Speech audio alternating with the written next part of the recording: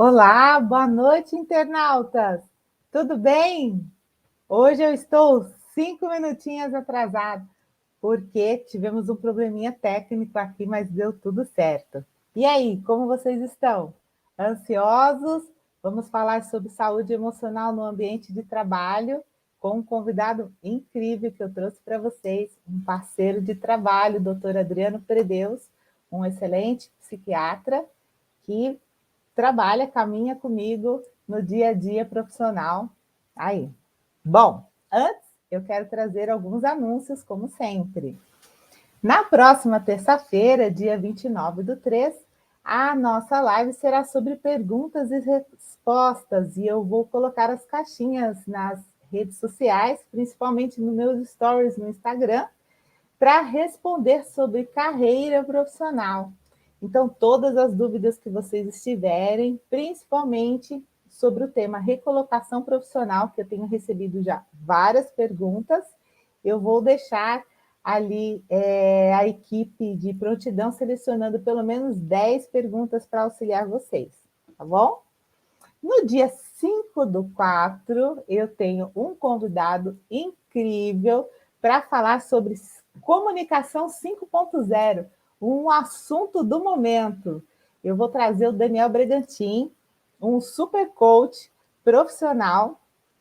Ele é professor universitário, ele dá aula no Senac, e ele tem aí uma carreira extensa, muito incrível. Ele é dono da DG Consulting, e ele vai falar sobre esse tema porque é a expertise dele. Vocês vão adorar essa live. E no dia 26/4, eu vou falar sobre diversidade. Só que eu vou fazer a live de Lisboa, em Portugal. Eu vou fazer essa live muito especial. Ela está sendo preparada com muito carinho para vocês. E durante o mês de abril, até chegar lá na data, eu vou anunciar para vocês como ela vai acontecer. Vai ser uma live super diferente e muito dinâmica. Vocês vão adorar, ok? Temos mais novidades. A partir do mês de abril, eu vou lançar também, junto com uma equipe que vai estar comigo, meu podcast em todas as plataformas. Então, vai ter um conteúdo exclusivo, e serão 2 transmissões por semana, com pílulas e conteúdos de inspiração, tanto profissional quanto para a saúde emocional. Vai ser muito bacana, a equipe é profissional, especializada nessa mídia, então, assim, eu estou super animada, vai ser uma coisa muito que eu tenho vontade de fazer, então vai ser muito legal para todos. E nós, da Lavoro, eu e a Nívia, estamos com alguns projetos diferenciados. A partir do próximo mês e no mês de maio, estamos reformulando o nosso portfólio de serviços e vem novidades aí para o mundo corporativo. Alguns treinamentos focados para a área de recursos humanos e desenvolvimento profissional. No decorrer desse tempo, eu vou anunciando para vocês, tá bom? Bom, era isso. Vamos falar sobre saúde no ambiente de trabalho. Vem comigo, doutor Adriano. Oi, Fabiana, boa noite. Boa Boa noite para todos que noite. estão nos acompanhando. Muito obrigado pelo convite. Sempre é uma honra a gente poder conversar aí, estar junto nas nossas lives. E quando a gente também trabalha junto, né? Temos muitos uma caminhada aí que a gente tem de trabalho já há quase 3 anos, né, Fabiana? 2, 3 anos aí que estamos juntos. Então, é uma honra estar aqui. Te agradeço muito pelo convite. Imagina, eu que agradeço a sua presença, a honra é toda minha. São 3 anos de trabalho, doutor Adriano, que a gente compartilha aí um cuidado com as pessoas, né? Tratando da saúde emocional, em diversas situações, e é muito bom trabalhar com você.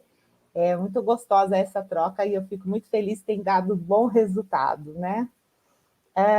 E hoje eu tenho o prazer de ter você aqui comigo para a gente falar sobre ambiente profissional. Tem crescido muito o índice de doenças emocionais, principalmente pós-pandemia, e o ambiente profissional é onde essas doenças mais se manifestam, né? O que impacta no clima organizacional, impacta, além da felicidade das pessoas, na queda de produtividade, nos resultados e também nos fatores sociais, né, dentro da empresa. Eu fiz uma leve pesquisa e, assim, eu separei as 5 principais, né, que é a síndrome de burnout, o estresse, né, a ansiedade, o estresse ocupacional, né, a ansiedade, a síndrome do pânico e a depressão. Mas existem outras também que a gente sabe que pegam aí na vida profissional. Eu queria que, em primeiro lugar, você se apresentasse aí para o nosso público, para depois a gente começar a transcorrer aí pelo tema. Vamos lá? Vamos lá, então tá bom. Bom, meu nome é Adriano Predeus, eu sou médico, psiquiatra, né, titulado pela Associação Brasileira de Psiquiatria, né? Eu atualmente trabalho em consultório, né? E sou diretor clínico de uma clínica chamada Alma Clínica, né? Como projeto em conjunto, eu participo de um grupo chamado ABC da Psiquiatria, que é um grupo voltado para divulgar informações, né, sobre saúde mental, né, nas plataformas. A gente atua no Facebook e no Instagram, né? Eu tenho mais de 20 anos de formado, né, desde a residência, então tenho uma larga experiência e já posso te adiantar que o tema trabalho, né, dos pacientes, né, que vêm em consultório é algo central, né, é central na vida das pessoas e o quanto as questões de trabalho impactam na vida deles. Muito bem, doutor. Hoje, 12 milhões de brasileiros sofrem de depressão, né? Segundo o último levantamento de 2021, né? 2020, né? 2021 a gente ainda não 2020, tem, não e tem ainda. não temos ainda 2020, 2021, 2020, 12 milhões de brasileiros, e a depressão hoje já é a principal doença do afastamento pelo INSS, né? O que a gente pode falar sobre depressão no ambiente de trabalho, doutor? E quando a gente fala, primeiro, em 12 milhões, né, isso é uma estimativa. Eu acredito que seja muito mais, né? Se você conversar com quem trabalha na área da saúde mental e atende, né, os pacientes, você vê que isso é uma coisa muito maior do que a gente vê. Claro que tem um viés, porque isso já está no consultório na área da saúde mental, né? Mas é uma área muito presente. E na minha área, né, que é a psiquiatria, é a principal causa realmente de afastamento, né, os quadros depressivos, né, que impactam na relação com o trabalho, né.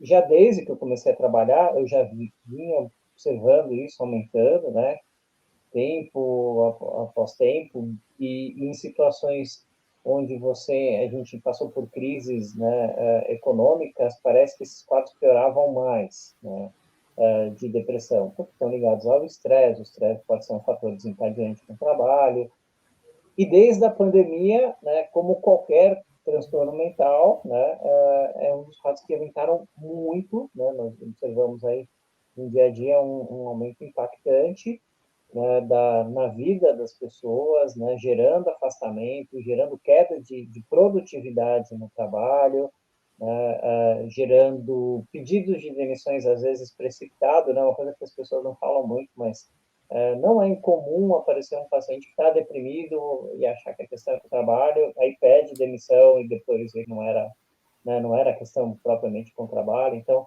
a depressão, ela impacta muito, né, não só nesse lado.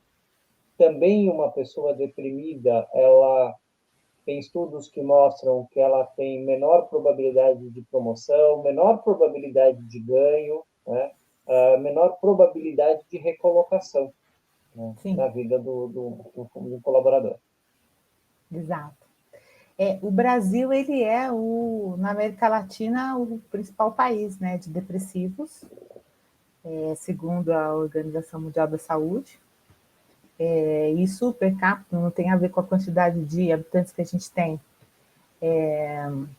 E É considerado a principal causa da depressão causada pelo ambiente, aliás, o principal motivo da depressão que é despertado, né, no ambiente profissional, é as questões do assédio moral, o excesso de trabalho e a pressão. A gente escuta muito isso dos nossos pacientes, né? O assédio moral o quanto o senhor entende que isso impacta na vida de uma pessoa a ponto de despertar? A gente sabe que isso tem um componente já depressivo, essa pessoa já tem esse componente, e é claro que isso é um gatilho, né? Mas o quanto o senhor entende que isso impacta na vida desse profissional? Então, o assédio moral, claro que para eu desenvolver um quadro depressivo, na leitura da psiquiatria, eu tenho que ter uma predisposição genética. Né? Uhum. Então, nem todo colaborador, nem toda colaboradora que sofreu algum tipo de assédio, né, vai desenvolver um quadro depressivo.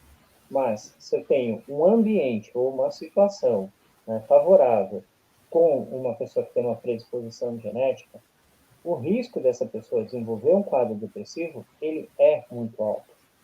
Ele é muito alto. Qual que é a grande questão? É difícil você fazer essa correlação quando tenho que fazer uma relação causa e efeito. A gente sabe, consciente, a gente sabe que, claro, um assédio, alguma situação de estresse, de cobrança, isso obviamente tem, você tem estudos que mostram, mas é muito difícil você comprovar que aquele determinado assédio foi a causa final. E esse é o Sim. grande X, e é onde eu vejo no dia a dia, né, das questões. Muitas empresas que praticam assédio, né, elas não consideram aquilo como um fator causal do funcionário. Elas Uhum. encaram que é uma fraqueza do funcionário, que um afastamento por depressão foi porque ele não faz o perfil da empresa, então ele não aguentou, ou porque ele está fazendo aquilo porque ele está com manha, ou porque ele quer ter um benefício, e a empresa entende como isso. E ela não vê que, sim, você assediar o seu funcionário, você tem um risco dele desenvolver uma doença mental, e a depressão é uma das principais. E quando a gente fala de demandas de trabalho, né? A gente tem aí o estresse ocupacional, que também é conhecido, né, dentro do processo de estresse à saúde, e ele está relacionado hoje às curtas, às pequenas equipes, né? As empresas elas têm deixado as equipes bem enxutas e demandado muito. E o estresse ocupacional, que também é uma psicopatologia, ele também agrava o quadro depressivo, né, doutor? E agrava muito, e essa questão do estresse ocupacional é algo que, essa questão de enxugar as equipes, pelo menos no consultório, eu comecei a observar de uns 10, 15 anos para cá, com essas formulações de empresa, então, era uma coisa muito comum, o paciente sentar e falar assim, no meu departamento, nós éramos em 10 pessoas, hoje nós somos em 4, e nós temos que dar conta daqueles 10, né? Então, um nível altíssimo de cobrança, né? Então, esse nível de estresse aumenta a cobrança, aumenta a responsabilidade dos outros funcionários. Ou algo, quando eu tenho um agente, né, isso do ambiente, mas eu posso ter um agente, né, normalmente um supervisor, alguém que tem uma posição hierárquica maior, que exerce essa pressão, esse estresse num funcionário. Aí, contar um caso interessante, Fabiana, se me permitir, eu Claro, à vontade. atendi, uns 10 dias atrás, uma advogada que ela estava num nível de estresse, já entrando num burnout, né? E ela estava me contando a rotina. Ela trabalha num escritório que eles estão fechando um grande contrato, né? E o cliente exige que o escritório esteja disponível sempre que ele quiser. E o cliente está num outro país, então já tem um fuso horário diferente, eles têm que estar disponíveis, e a pessoa que está ao cargo do supervisor dela tem esse comportamento e ela repetindo o que ele falava, né? Olha, precisa estar 24 horas disponível. Eu falei, como? Não, você tem que dormir com o celular do lado. E se eu mandar um e-mail às 3 da manhã, você tem que responder esse e-mail. Naturalmente, não só ela, como a equipe, e a equipe enxuta, ela está falando, a equipe é ela, mais duas pessoas, e esse Sim. supervisor, né, estão todos num estresse ocupacional altíssimo, né, e ela já com sintomas depressivos e fechando um quadro para o burnout, né, de chegar a um ponto dela não conseguir fazer algumas coisas. A gente vai falar um pouquinho mais do burnout, mas o quanto esse estresse profissional interfere. E o que me chamou muita atenção é o quanto a empresa não percebeu isso, né? Não percebeu que estava fazendo isso com os funcionários, né? De um nível de cobrança absurdo. Como é que você vai estar disponível 24 horas, 7 dias por semana? Né? Ela me contou que ela estava no final do ano, saiu para brindar lá o ano novo na praia, quando voltou depois de uma hora tinha 8, 10 ligações, né? Que ela tinha que atender, né? E tomou bronca porque ela não atendeu, porque ela não estaria disponível ali naquele momento, né? Esse é o estresse ocupacional. E o estresse ocupacional, diferente de antes, né? Antes o estresse ele começava na empresa, né? Na porta e na saída.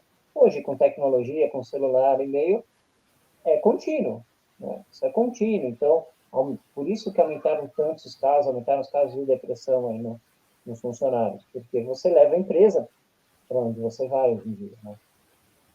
Sim, a Associação Brasileira de Recursos Humanos, a BRH, fez uma pesquisa em 2021 e ela pontuou que o estresse ocupacional aumentou no período da pandemia, pandemia e pós-pandemia, em 70%. E ele hoje é maior ele é uma causa maior de demissões, de pedidos de demissões, do que a depressão, muito maior do que a depressão. As pessoas têm buscado mais a felicidade no trabalho, a qualidade de vida, e muitas até buscam, e aí tem a falsa ilusão também do romantismo do empreendedorismo, né? Que o Brasil, eu falei na semana passada isso com um outro convidado, que isso nasceu muito no Brasil, né? Esse romantismo do empreendedorismo. Eu vou empreender para sair do meu trabalho, e isso, na verdade, não é empreender, né? É você trabalhar com um CNPJ. E muitas empresas têm até essa remuneração PJ, né? Mas, na verdade, é um profissional que presta serviço para uma empresa. E o estresse ocupacional, ele aumentou muito com essa ilusão, né, da tecnologia, porque a pessoa tem tablet, celular, notebook, trabalha o tempo todo em todos os lugares, e criou essa ilusão entre as pessoas.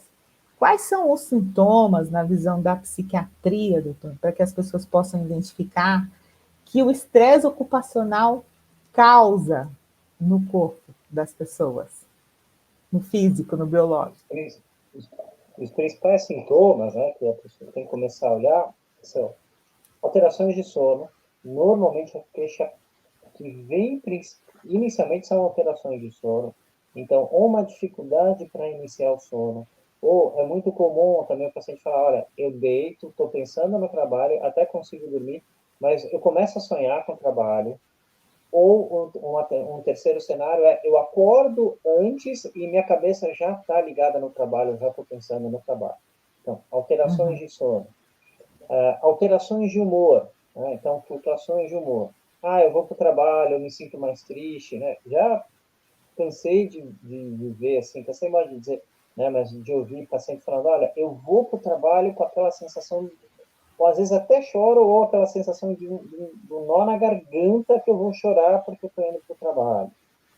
Outra situação de estresse muito comum que a gente fala que é a síndrome da segunda-feira, que começar a semana é muito difícil. Né? Que a sexta, sábado, tudo bem, domingo tá legal. Chega no final da noite, você já começa a pensar, já começa a dar aquela sensação de angústia, de mal-estar.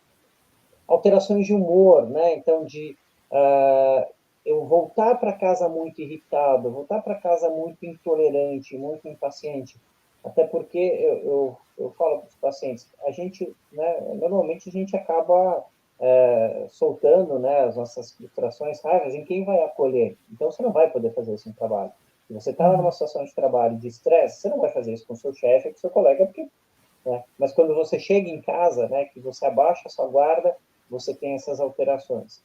Alterações de apetite, né? Ou não conseguir comer, principalmente no ambiente de trabalho. Então, assim, eu estou lá, eu estou trabalhando, eu não consigo comer nada, né? Ou o contrário, eu estou lá e eu estou tendo o que a gente chama de hiperfagia, comendo muito, principalmente carboidrato, açúcar, né, pão, bolo, né, comendo muito para tentar compensar, né? Tensão muscular, que é uma coisa que as pessoas falam muito, olha, está muito tenso, está sempre muito tenso, está sempre muito duro, e isso também está ligado a uma situação de estresse de trabalho, né? E essa questão, né, de pedido de demissão de estresse de trabalho, né, a principal causa, eu entendo que, na verdade, o estresse do trabalho, ele é um degrau abaixo de virar uma depressão. Então, muitas pessoas já identificam antes e já pedem demissão. Mas o que vem normalmente no consultório, né, tem as questões de estresse de trabalho, mas muitas vezes as pessoas já estão deprimidas, né? E muitas vezes aquelas pessoas que falam, olha, eu tenho estresse, tenho a cobrança, mas eu estou numa situação de vida que eu não posso tentar arriscar, porque eu tenho dívida, porque eu tenho situações, eu sou a pessoa que paga, né, tudo para minha família, então eu sou o sustento da família, eu não posso nem me dar essa possibilidade, então eu me sinto, né, que eu tenho que acabar tolerando, e aí, inevitavelmente, com o tempo, ela vai acabar entrando em depressão. Sim. No ponto de vista da psicanálise, o que acontece? A pessoa ela adoece, né, emocionalmente e ela tenta fazer o quê? Ela procura o consultório para ela tentar contornar o que acontece no ambiente profissional. E ela não tem esse poder de modificar o que Uhum. tem lá. Então, o que ela tem, o que a gente tenta é mostrar que ela pode aprender a lidar com aquilo e mostrar que existe um mundo lá fora, né? Que existe vida fora daquela empresa e que ela pode entender por que ela parou ali, o que atrai ela naquele tipo de trabalho, os indícios de repetição, os significados que aquilo tem para ela, por que ela se mantém tanto tempo numa empresa, né, que são nos pontos de vista da psicanálise o que a gente trabalha.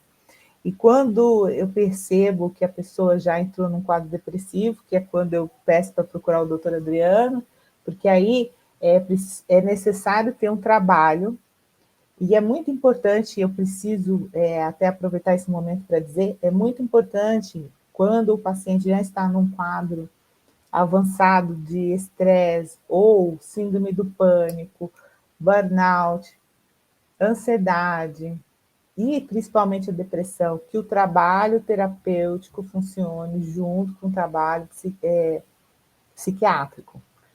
Não tem como a gente trabalhar um paciente sem que ele passe pela psiquiatria, porque ele não tem nem condições de elaborar o que é feito no consultório. E se o trabalho não for concomitante, a pessoa vai passar a vida dela ali, ela vai só aumentar a patologia dela. E o doutor que me corrija se eu estiver errado, se ela também procurar só um trabalho psiquiátrico, ela vai passar a vida dela tomando remédio. E não vai nunca encontrar a cura. Né, doutor? Ou O a que eu melhora. falo, né, o que eu falo, Fabiana, é assim, para o paciente, né? Que nós somos especialidades, né? A psicanálise, né? E a psiquiatria que somos, andamos de mão dadas. E aí eu gosto de fazer paralelos com outras especialidades na área de saúde, porque isso ficou claro para o paciente. Eu falo, olha, é que nem o ortopedista e o fisioterapeuta.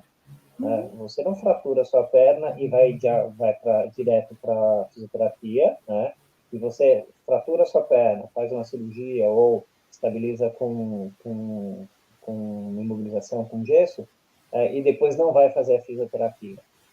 O que eu entendo na questão da psicanálise e da psiquiatria é que a psicanálise vai trabalhar as causas, né? E depois vai trabalhar a prevenção, né? Então vai fazer todo esse trabalho de identificar o porquê e a prevenção para não ter quadros recorrentes no futuro. A psiquiatria vai trabalhar a consequência, que são os sintomas. Então, se eu só der remédio, é exatamente isso. Eu vou estar só medicando um sintoma, eu vou estar só indo lá na pontinha do iceberg, né? Então, eu vou estar medicando. Ah, não consigo dormir, dou um remédio para dormir. Ah, estou muito ansioso, dou um remédio para ansiedade. Quando aí cabe o profissional, né, o psiquiatra, falar, mas por que que você está assim? O que está acontecendo? Deixa eu entender. Eu não quero só saber se você dorme ou não dorme, ponto final. Eu quero entender por que você não está dormindo, como é que é a sua vida, quais são os fatores que estão levando o seu sono. Ah, tem isso, isso, isso. E aí sim eu trabalho, né, em conjunto com a psicanálise de entender o porquê, né, trabalhar o porquê e olhar para frente, né? Olha, como é que vai ser para frente? Então, esse trabalho tem que ser feito em conjunto, sim, e é onde a gente vê maior resposta, né? Exato. Fazer só terapia, muitas vezes, demora muito para a resposta. E se você só dá remédio, você vai ter aquela sensação de estar estagnado e com o risco de cada vez tomar mais remédio para tentar compensar. Exatamente. E o sentimento de frustração que o paciente fica, tanto só com uma coisa quanto só com a outra, potencializa a patologia dele. E às vezes causa até o abandono, porque ele entende que é ineficaz o processo. Então ele vai demorar um tempão tentando entender num processo analítico, ou vai ficar muito tempo tomando ali uma medicação, e que aí depois começa ele ter que trocar e aumentar, e aí ele fala, não funciona, não dá certo, e acaba abandonando. E esse sentimento de frustração potencializa, avança para outros quadros. É um processo muito complexo. Às vezes a pessoa tem mais de um quadro, às vezes ela tem ansiedade, depressão, estresse ocupacional, tudo junto. E depois e avança para um burnout. Sim. Né, doutor? Que é o que eu quero falar agora, o burnout. Como está aumentando o caso do burnout. O transtorno, né, da moda, que a gente fala, é o transtorno, né? Da moda. Está aumentando muito, e com essa questão de trabalho em home office, eu acho, doutor, meu ponto de vista, pelo que eu acompanho, leio, que ele estava ali. Ele começou a aparecer porque as pessoas agora olharam para isso, né? Se permitiram olhar, e o fato de você estar mais em casa, perto de outras pessoas, as pessoas que são as pessoas íntimas, que te amam, começam a sinalizar para você as coisas que no ambiente de trabalho ninguém sinaliza e passa batido. Então a pessoa começa a ver o quanto ela está doente, porque a gente não se percebe, né? Na nossa patologia, muitas vezes a gente tem o sofrimento, e infelizmente o ser humano, ele acostuma com o que não é para acostumar. As pessoas se acostumam a sofrer, elas se acostumam a viver mal. Eu muitas vezes falo ao paciente, você não percebe o quanto você está doente. Você está doente. Você está doente. Corre lá para o doutor Adriano, que eu preciso de ajuda. Doutor Adriano, vamos contar para o pessoal o que é o burnout. Vamos falar de burnout, né? Então, a gente brinca que está na moda porque a primeira coisa, a gente trabalha, né, na área de saúde com um Código Internacional de Doenças, né, que a gente chama de CID, porque esse CID, cada doença em toda a área, né, da saúde tem um código específico, e agora, acho que a última edição é de 93, 94, 95, se não me engano, e agora está fazendo a revisão, a gente está na 10ª e vamos para a 11ª. E na 11ª, né, vai ser incluído o burnout. Né? Ah, então descobriram o burnout agora? Não, o burnout sempre existiu. Né? Por exemplo, se você pegar na Idade Média, imagine você está lá num castelo, você é um guarda de um castelo na Idade Média, né? Não tinha eletricidade. Então, a luz era, pouco de luz eram algumas tochas. Você é o guarda do castelo que fica, né, bem ali na porta, né, e sabendo que tem lá um exército tentando te invadir. Né? E toda noite aquele teu estresse. Você sabe que você pode ser atacado, podem jogar uma catapulta com uma pedra em cima de você, com fogo, com flecha. Né? O nível de estresse, provavelmente, daquele guarda do castelo, de estresse ocupacional, e a gente pode falar em estresse ocupacional, era muito alto, e muito provavelmente essa pessoa entrava em burnout. É que não se tinha, eles falavam em psiquiatria e saúde mental, eu falava. Então, assim, o burnout sempre existiu. O que se começa, né, no século passado, a se descrever situações de doenças ocupacionais, na verdade, nem no século passado, já tem descrições do século XIX sobre doenças ocupacionais ligadas ao trabalho. E o que é o burnout? Burnout, ou síndrome de esgotamento, são alterações físicas e emocionais relacionadas ao trabalho. Então, o burnout sempre existiu, só que agora ele vai entrar numa classificação e isso implica numa série de coisas, em descrição, em pesquisa, em estudo, até em questões jurídicas, né? De você ter entrar com um processo como uma empresa, antes não tinha um código classificatório e hoje tem. Então, hoje se fala muito no burnout por causa disso. Ele tem agora muitos estudos, está em voga porque as relações de trabalho, né, mudaram, essa questão de estresse do trabalho, eu falo de hiperdisponibilidade, né, com a tecnologia, né, seu nível de cobrança é mais alto, e proporcionalmente o desgaste físico e emocional, né, do colaborador, ele é maior. Né? Então, acaba sendo um contínuo aí do burnout, né? Tem um estudo muito interessante que foi feito no Brasil pré-pandemia e que já deu níveis altíssimos, né, de sintomas, né, de burnout. Eu ainda não consegui ver nenhum estudo no Brasil falando de burnout pós. O que tem de estudo é de burnout nos profissionais de saúde, que eram os profissionais que estavam sob muito estresse, principalmente no início da pandemia, né, dos profissionais que trabalhavam principalmente em hospital, em TI, lidando com os quadros. Esses tiveram quadros de burnout assim, elevadíssimos, mas eu não sei te falar se tem um estudo mais recente, né, sobre burnout hoje nas outras áreas, né, de trabalho, nos escritórios, né, então, eu não sei como está isso hoje, com certeza deve estar muito mais alto, porque é o que a gente vê na prática, no dia a dia. Sim. Há estudos, né, que a cada 5 profissionais, um sofre de doença emocional no ambiente de trabalho. Mas o burnout, que hoje está afastando muitas pessoas no ambiente de trabalho, ele tem uma particularidade, que ele tem uma somatização e ele acarreta outras patologias, né, doutor? O Sim, que a gente pode falar sobre isso? todos burnout. Então, esse estudo, se eu não me engano, brasileiro, época pré-pandemia, então, num outro cenário, dos pesquisados, 50% dos trabalhadores que foram pesquisados tinham sintomas de burnout. Não quer dizer que tinham o burnout, mas já tinham sintomas, Sim. que já era um sinal importante. E, se eu não me engano, a média dos profissionais beirava os 10%. Então, bate mais ou menos cada 5, né, um pouco mais, a gente está falando pré-pandemia. Basicamente, o burnout depende um pouco de classificação, mas o burnout ele passa por fases, né?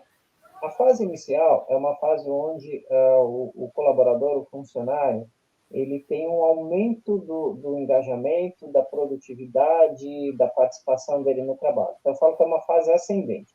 Então, ele vai trabalhar mais, ou por vontade própria, porque ele queira crescer, ele queira ter alguma promoção, ele queira ter um aumento de salário. Então, esse funcionário ele começa a trabalhar mais, ou pela própria exigência da empresa, né? Então, aquele exemplo que eu falei, tinha 10 pessoas no departamento dele, reduziu para 4, porque ele, de qualquer modo, vai ter que trabalhar muito mais, então, ou por vontade própria, ou por alguma necessidade da empresa. Então, aumenta muito a carga de trabalho, então ele entra naquela fase de hiperprodutividade. Né? Então, está sempre disponível, está olhando o celular, está olhando o computador, sai, trabalha de final de semana, no almoço está respondendo, não para comer. Nossa, é tão comum também te ver os pacientes falar, não, eu como no computador agora no home office. Né? Então, assim, almoça no computador e vai trabalhando, e não para, está sempre respondendo, né? Está no meio de uma atividade de lazer, está respondendo alguma coisa, está olhando no trabalho, ou está pensando no trabalho. Eu falo que pensar no trabalho também é trabalho, né? Não é só você trabalhar lá. Então, ele está trabalhando, então está naquela fase que ele está se engajando. Depois começa uma fase de estabilização, onde começa a ter um distanciamento, né? Então, aquela fase do ficar mais quieto, começa a evitar sair com os outros colegas para almoçar, fica mais distante, prefere comer sozinho, prefere ir para o carro, dormir um pouco, não fala muito com as pessoas, começa assim, quando recebe coisa de trabalho, dá aquela sensação de mal-estar. O paciente fala, nossa, às vezes eu abrir e-mail me dá uma angústia horrível, porque eu sei que vai ter trabalho, vai ter cobrança, vai ter alguma crítica, vai ter alguma coisa. Então, você começa a ter aquele distanciamento do trabalho, né? Aquela fase que antes você, né, você trabalhava e aceitava tudo, não, agora você quer um distanciamento, e aí você entra numa fase descendente, que é o burnout propriamente dito, que é a fase do esgotamento, que é quando você ou fisicamente não consegue, então você acorda de manhã e não consegue trabalhar, ou psicologicamente, ou até a parte cognitiva. Então, já tem alguns casos que eu atendo que literalmente o burnout, que é o esgotamento, que é fundir o motor, a pessoa fala, olha, eu não consigo mais fazer minha função, uma coisa simples que eu faria hoje eu não consigo, eu abro e-mail, eu não sei mais responder um e-mail para o meu chefe, eu abro uma planilha, eu não consigo mais ler aquela planilha ou preencher aquela planilha, ou eu não consigo mais terminar um relatório que eu faria em 15 minutos, 20 minutos, hoje eu demoro o dia inteiro para fazer, eu consigo travar. Eu começo a fazer erros, né, importantes. Então, atendi uma paciente um tempo atrás, trabalhava no mercado financeiro e, por pouco, ela não ia fazer um erro que ia custar milhões. Sorte que teve um colega que olhou, ajudou ela, obviamente ela precisou ser afastada porque ela estava mesmo de desgaste. E nessa fase começam a vir os sintomas de depressão, de ansiedade, que é o que a gente chama de comorbidade. Então, é muito comum ter essa comorbidade nessa fase, principalmente, onde o paciente tem crise de pânico, né, fica deprimido, não dorme, tem aquele nó na garganta, aquele choro na hora do trabalho, por causa do burnout. O burnout acaba desgastando a pessoa e, naturalmente, qualquer pessoa que está numa situação de estresse contínuo, ela vai desenvolver sintomas de depressão ou de ansiedade. Exato. E é importante a gente frisar que, assim, só o afastamento, uma pessoa tirar 30 dias de férias, não resolve o problema da pessoa. Porque muita gente acha que, não, aí a pessoa tem esse problema, tira 30 dias de férias e ela acha que ela vai tirar 30 dias de férias e vai ter uma fórmula mágica que quando ela voltar, vai estar tudo bem. E não é isso, ela precisa passar por um tratamento, ela precisa de um afastamento, ela precisa entender essa função, ela precisa entender esse movimento, vou falar do meu lado, né? Ela precisa entender todo esse movimento, tudo isso que aconteceu nesse trabalho, essa vida pessoal dela, essa compensação na vida profissional, e ela precisa da ajuda da psiquiatria também, para poder trabalhar todas essas comorbidades que vieram com o burnout. E é importante que a gente esteja atento à nossa saúde mental. Então, quando a gente perceber, sempre gosto de falar isso para os pacientes, que você troca letras, troca palavras, que você muda a sua atividade, que você muda os seus horários de repente, sem motivo, que você muda o seu humor repentinamente, que você não é mais a mesma pessoa. Procura ajuda. Não deixa a coisa avançar, procura entender o que está acontecendo com você. Né? Aquela síndrome do fantástico, né, doutor? Você falou da síndrome da sexta-feira e tem a síndrome do fantástico, do burnout, que a pessoa entra em desespero quando no final de semana está acabando. Ela até passa bem o sábado e o domingo, eu escuto muito isso. Nossa, meu final de semana foi maravilhoso, mas no domingo à noite a vida da pessoa se desespera. E eu já escutei relatos de pessoas que elas realmente morrem para a sua atividade profissional. Elas não conseguem fazer coisas que elas fizeram durante anos, e coisas simples, mesmo como você relatou. Relatórios, conferências, ler um e-mail, responder um e-mail. É uma paralisação, né, doutor? Daquilo que... E vem toda a construção das fantasias, né, e tudo aquilo que acontece. Falando de burnout, trazendo já a ansiedade, trazendo tudo isso, aliás, trazendo a depressão e tudo, vamos falar um pouco da ansiedade. Tem muita gente que está sofrendo de ansiedade também, fora do ambiente de trabalho, e a ansiedade agora veio com tudo, né? Todo mundo está ansioso. Eu estou ouvindo criança pequenininha falar para mim, tia, eu estou ansiosa. Falei, o que é isso, gente? Você não tem idade para estar ansiosa, menina? O que é ansiedade, doutor? Só fazer um pequeno adendo, Roberto, você falou uma coisa muito interessante, essa questão do afastamento, né? Seja para o burnout, seja para a depressão, seja para a ansiedade, né? Tem muito esse pensamento assim, preciso ficar afastado. Claro, se você não tratar, você só vai ganhar uma sobrevida nesse tempo, e quando você voltar, e às vezes a pessoa volta 1, 2 dias, fala que já, olha, os sintomas já voltaram todos. Óbvio, não, não se cuidou.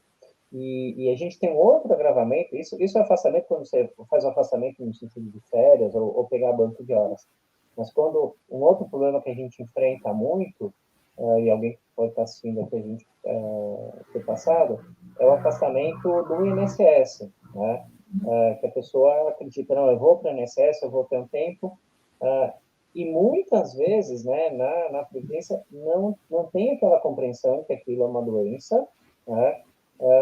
E o paciente vai precisando de ajuda, né, com um quadro claro, né, com um relatório muito bem escrito, mas muitas vezes não é assim como entende, e ele tem aquela sensação de abandono, né, e falar, poxa, agora eu fui, o médico me deu o afastamento, fui para o INSS, o INSS indeferiu, pediu para eu voltar, como é que eu volto para a empresa? Então, não é uma situação fácil. Mas vamos falar um pouquinho de ansiedade, né? O que é ansiedade? A gente tem que diferenciar o que é ansiedade do transtorno ansioso, né? Ansiedade todo mundo tem, né? Ansiedade faz parte da nossa vida, né? Se a gente não tiver um pouco de ansiedade, a gente não cumpre os nossos horários, as nossas responsabilidades, as coisas que a gente precisa para desempenhar no dia a dia. A melhor analogia que eu conheço para ansiedade é que nem o sal na comida. Se o sal estiver no ponto certo, a comida fica perfeita.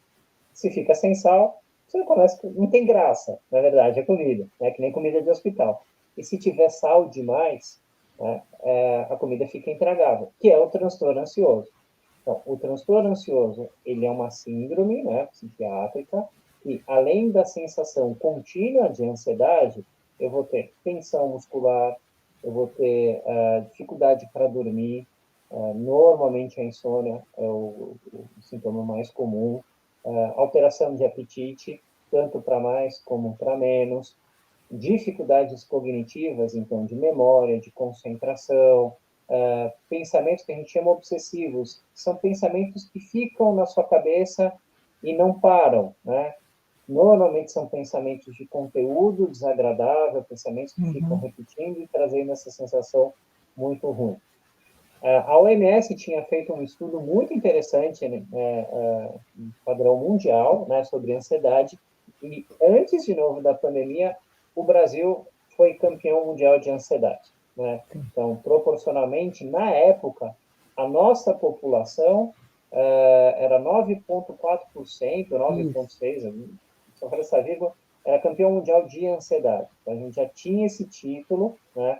E algumas especulações, né, desde crise financeira, mercado de trabalho, o Brasil numa época econômica difícil, poderia ser uma das determinadas causas. Alguns estudos depois feitos na pandemia mostrou que o nível, né, de ansiedade mundial aumentou, que era natural, que era se esperasse.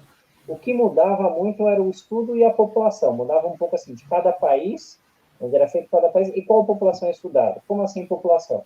Olha, se eu for fazer pesquisa de ansiedade em funcionários de um hospital que trabalham com Covid, na época que não se existia vacina, na época que estavam, naquela época, altíssima de casos, o nível chegava a 70%, 80%.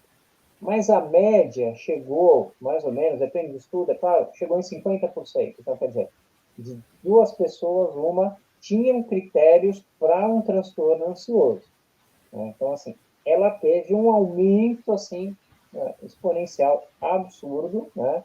E acometendo crianças, né? E eu vi uma coisa interessante na pandemia, a ansiedade, assim, cada onda que vinha, eu vinha aumentar muito, eu percebia que aumentava muito o número de casos de pessoas com ansiedade, né?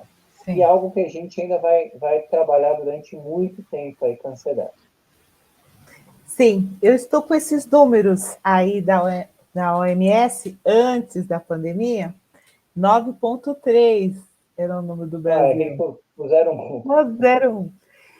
E Ok, o que eu ok. peguei de interessante, desses 9,3, 7,7% eram mulheres e 3,6% homens. A ansiedade Sim. acomete mais mulheres do que homens.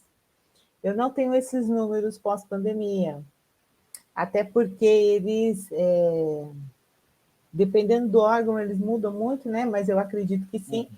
A pandemia modificou demais a questão emocional, né, das pessoas.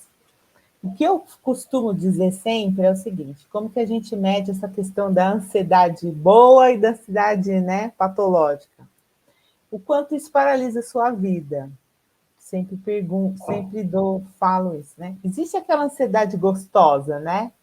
Ah, eu vou ter um. Sempre brincar, vou ter um date. Nossa, tenho uma ansiedade gostosa, vou encontrar, vou fazer uma entrevista de emprego, ai, que gostoso, né? Vou ver uma coisa, vou ter uma festa. Acho que isso é uma ansiedade boa, quando você anseia por algo positivo, aquele momento que vai chegar na sua vida, isso faz parte da nossa psique.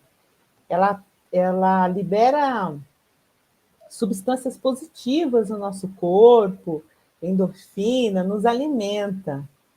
Mas quando você tem um sentimento que ele gera isso que você disse até, pensamentos obsessivos, fantasia, que você vê questões de catástrofes, né? Então a ansiedade ela gera esses pensamentos de que a pessoa fica negativa, você começa a potencializar no futuro, você começa a olhar uma coisa que você vai fazer no futuro e você só vê coisas ruins e a sua vida paralisa, então aí você está adoecido, né?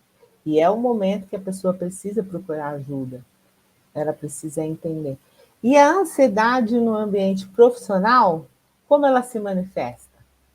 Eu vejo muito, né? Assim, só para complementar, e eu vou passar para você falar na questão na visão da psiquiatria, como que as pessoas que sofrem de ansiedade, né, no ambiente de trabalho, como elas se manifestam.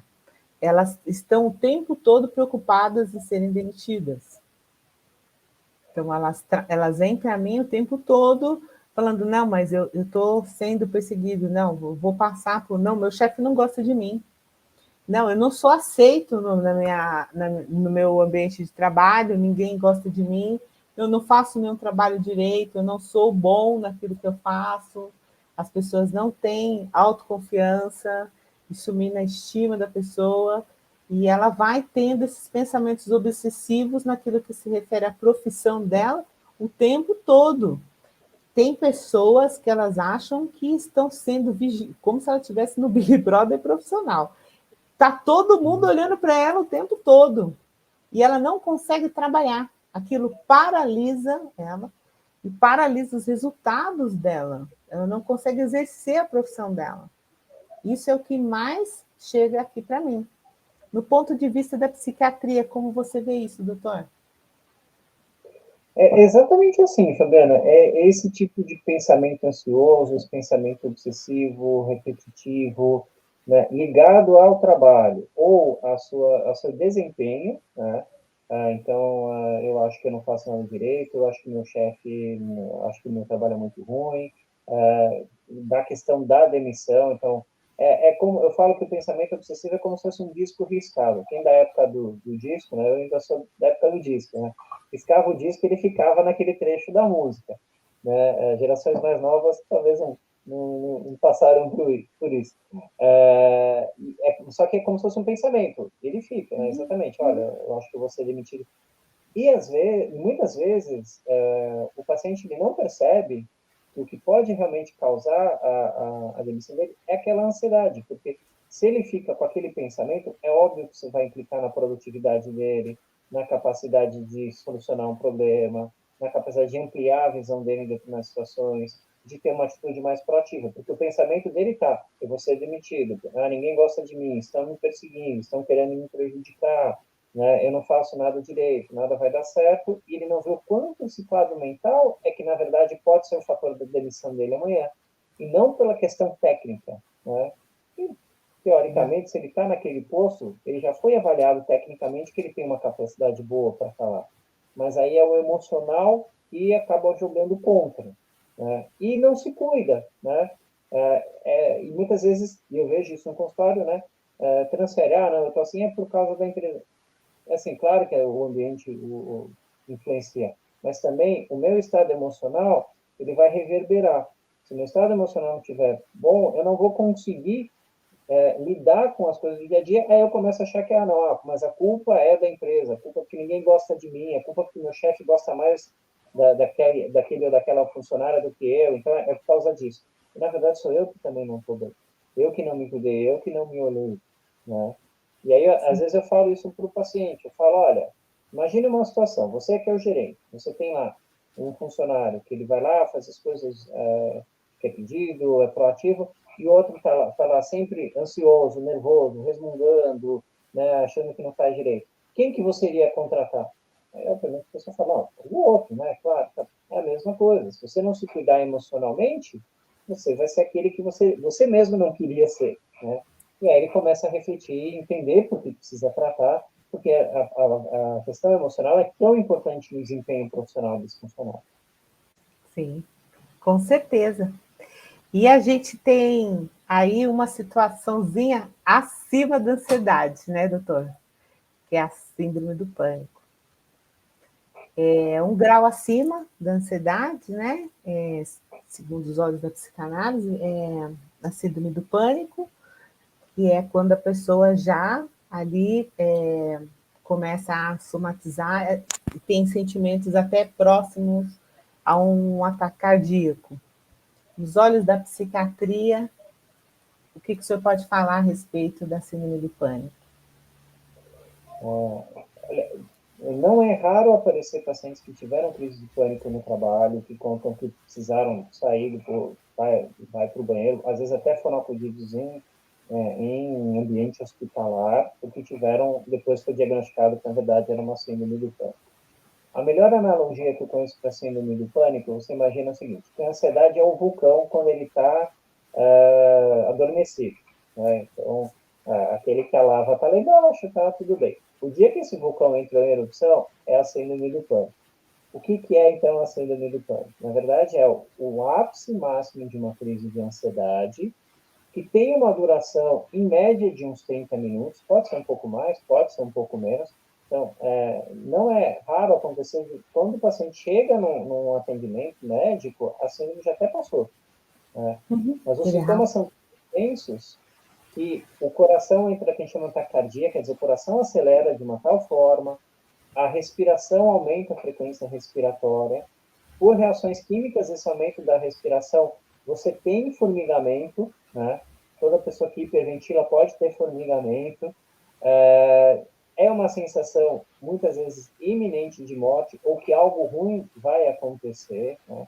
Porque você tem uma liberação de adrenalina muito alta naquela pessoa, e aí você imagina, uma pessoa que está com dificuldade para respirar, coração disparando, e está com formigamento, e eu só não consigo entender se é por autossugestão alguma coisa, esse formigamento normalmente é do lado esquerdo, é inevitável a pessoa achar que está tendo alguma coisa cardíaca e vai para um hospital, né? Principalmente nas primeiras vezes, né? Quando não tem nenhum tipo de atendimento, né? E esses são sintomas de uma crise de pânico, né? E trava também para o paciente, para o funcionário, né? Como ele lidar. Vai para o hospital, é descartado, obviamente, a parte física, né? Normalmente cardiológica, e fala para você, olha, você teve uma crise de pânico e precisa fazer tratar, vai buscar um psicólogo, um psiquiatra para você se cuidar. Exato. Embora o pânico ele tenha alguns fatores genéticos, mas o trabalho ele potencializa muito os ataques de pânico, porque somado à ansiedade, o estresse ocupacional e ambientes profissionais insalubres, a pessoa ela acaba desenvolvendo esse quadro, né, doutor? Sim, como as outras doenças tem que ter a predisposição genética também, né? Sim, É uma soma de fatores, tem que ter a genética com o ambiente para desenvolver. sim. Bom, Essas são as 5 principais que eu separei aqui para te perguntar. Mas o que você falaria mais? O que mais aparece para você aí no seu consultório? Então, eu acho que de todas essas que é também um transtorno é insônia, né? O como isso nas questões trabalhistas, né? Elas estão ligadas ao sono, à qualidade do sono das pessoas, né? A gente já sabe que, assim, o brasileiro é um povo que acho que por trabalhar muito, né, não tem uma boa qualidade de sono, né? O estudo mostra até metade da população que já não dorme bem. Mas essas questões do sono são uma queixa assim, mais comum no consultório, de ou deitar e demorar muito para pegar no sono, porque está pensando, ou tem a que a gente chama de sono intermediária, que eu até inicio meu sono, mas eu acordo à noite, já começa a vir, e normalmente vem já esses pensamentos ligados ao trabalho. Outra queixa extremamente comum do paciente, que ele chega no consultório e fala, olha, eu vou dormir, meu horário de acordar é 6 da manhã, da 4h30 eu já estou acordado, meu cérebro já liga. Né? Uhum.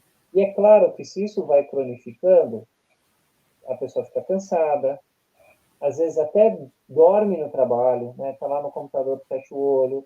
Ou tem muitos pacientes que falam, nossa, eu nem almoço, eu vou para o carro que eu preciso dormir. Algum tempo que eu durmo muito mal à noite e aqui eu consigo dormir um pouco. Consequentemente, isso implica na produtividade. Né? Sim. Outras questões também alimentares, né, que os pacientes também trazem muito, né? Então, olha, estou com uma compulsão alimentar, porque eu tenho uma cobrança no trabalho, então eu estou sempre comendo alguma coisa. Eu levo chocolate, eu tenho chocolate na minha gaveta, só assim eu consigo, né, acalmar. Então, e estou ganhando peso, é a queixa, né? Estou ganhando peso, eu trabalho muito, estou comendo muito mais, não tenho tempo para me cuidar e estou ganhando peso, preciso fazer alguma coisa que está me incomodando muito. Sim, transtorno alimentar, né? Sim. Sim. Bom, um resumão aí para quem pegou a nossa live aí do meio. Então, todas essas psicopatologias que a gente trouxe, nessas doenças da saúde mental, elas têm sim fatores genéticos, mas elas são potencializadas pelo ambiente profissional.